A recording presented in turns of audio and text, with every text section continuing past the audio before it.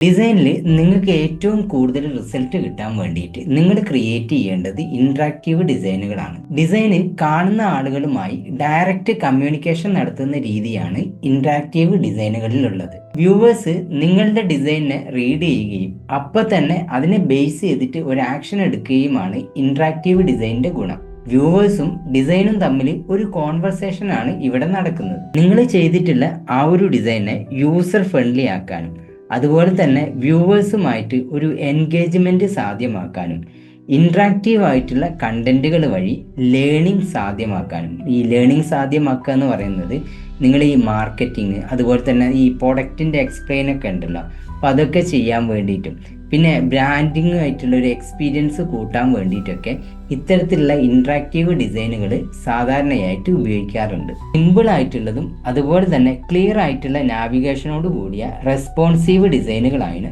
ഇതിനായിട്ട് കൂടുതലായിട്ട് ഉപയോഗിക്കാറ്. ഡിജിറ്റൽ പോസ്റ്റേഴ്സ്, സോഷ്യൽ മീഡിയ ഡിസൈനുകൾ, വെബ്സൈറ്റുകൾ, മൊബൈൽ ആപ്പ് അതുപോലെ തന്നെ ഈ ലേണിംഗ് ടൂൾസുകളിലൊക്കെ ഈ ഇൻട്രാക്റ്റീവ് ഡിസൈനുകൾ കൂടുതലായിട്ട് ഉപയോഗിക്കുന്നുണ്ട്. എല്ലാ ഡിസൈനുകളും ക്രിയേറ്റ് ചെയ്യപ്പെടുന്നത് വ്യൂവേഴ്സിന്റെ ഭാഗത്തു നിന്ന് ഒരു ഇൻട്രാക്ഷൻ സാധ്യമാവാൻ വേണ്ടിയിട്ടാണ്. ഇത്തരത്തിലുള്ള ഇൻട്രാക്റ്റീവ് ഡിസൈനുകൾ നിങ്ങൾക്കും കൃത്യമായിട്ട് പ്രാക്ടീസ് ചെയ്യാൻ സാധിക്കുന്നതാണ്.